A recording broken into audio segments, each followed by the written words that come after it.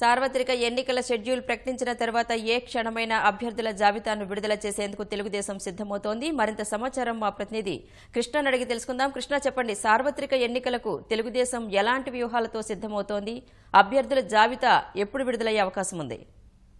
రాణి, సార్వత్రిక ఎన్నికల షెడ్యూల్ వచ్చేటప్పుడు దాదాపు 100కు పైగా స్థానాలను ఖరారు చేసేందుకు తెలుగుదేశం సిద్ధమవుతుంది. దాదాపు ఇప్పటికే ఒక 110 నుంచి 112 స్థానాల మీద అభ్యర్థుల మీద అధినేత చంద్రబాబు అంచనాకు వచ్చినట్లుగా తెలుస్తుంది. ఈ నెల 12 లేదా 13వ తేదీన తొలి జాబితా అధికారికంగా ప్రకటించాలని చెప్పి అధినేత యోచిస్తున్నారు. ఇందులో భాగంగానే మొత్తం ఇప్పటికే రోజు రెండేసి పార్లమెంట్ నియోజకవర్గాలు చెప్పిన దాదాపు అర్ధరాత్రి వరకు సమీక్ష నిర్వహించారు. నేతలతో కూడా ఒక్క స్థానం పరిధిలో నేతల అభిప్రాయాలు తీసుకోవడం, అలాగే ఐవీఆర్ఎస్ సర్వే ద్వారా వచ్చిన అభిప్రాయాలను వారికి వివరించడం, ఉన్న సర్వే నివేదికలు క్రోడీకరించి అభ్యర్థులను ఖరారు చేసుకుంటూ వెళ్లారు. అంతర్గతంగా ఆ అభ్యర్థులకు కూడా ఇప్పటికే దాదాపు 100కు పైగా అభ్యర్థులకు స్పష్టత ఇచ్చేశారు, మీరే అభ్యర్థులని.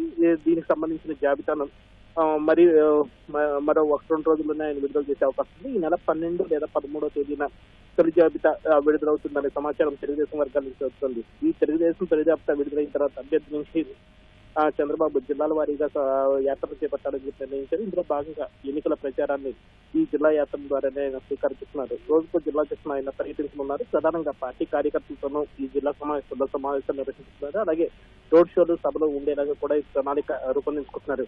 ప్రతి 3 రోజుల తర్వాత ఒకరోజు ఈ యాత్రలకు విరామం ఇవ్వనున్నారు.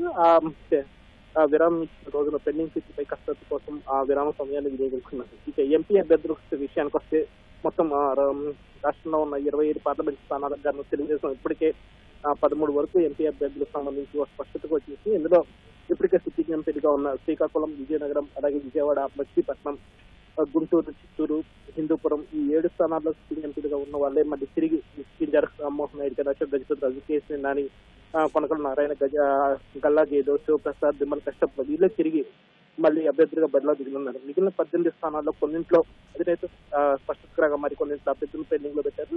అరకు పార్లమెంట్ నుంచి మాజీ మంత్రి కిషోర్ చంద్రదేవ్ ఈసారి పోటీ చేసే అవకాశం ఉంది. అలాగే కాకినాడకు ప్రస్తుతం సిట్టింగ్ ఎంపీగా ఉన్న తోట నరసింహం ఈసారి పోటీ చేయనని చెప్పి అనారోగ్య కారణంగా ఆయన పోటీ చేయనని చెప్పి చెప్పడం జరిగింది. ఈయన బదులు చర్మలశెట్టి సునీత అక్కడి నుంచి పోటీ చేసే అవకాశాలు కనిపిస్తున్నాయి. అలాగే అమలాపురం నుంచి సిట్టింగ్ ఎంపీగా ఉన్న పందుల రవీంద్ర కుమార్ ఇటీవలే ఆయన తెలుగుదేశం వీడి వైకాపాలో చేరడం జరిగింది. ఆయనకు బదులుగా ఈసారి బాలయ్య కుమారుడు జీఎంసీ హరీష్ దింపే ఆలోచన చేస్తున్నారు. అలాగే మరో కర్నూలు నుంచి మరో సిట్టింగ్ ఎంపీగా ఉన్న బొత్తారేక తెలుగుదేశం ఉన్న ఆమెకు వేరే ప్రత్యామ్నాయం చూడాలని చెప్పి అధినేత ఆలోచిస్తున్నారు. ఈ బదులుగా ఈసారి ఇటీవలే పార్టీలో చేరిన కోట్ల సూర్యప్రకాష్ రెడ్డి కర్నూలు ఎంపీగా పోటీ చేసే అవకాశం ఉంది. అలాగే కడప నుంచి ఇప్పటికే ఆదినారాయణ రెడ్డి ఎంపీ అభ్యర్థిగా ప్రకటించడం కూడా జరిగింది. ఆయన ఈ మేర పోటీగా చేస్తున్నారు.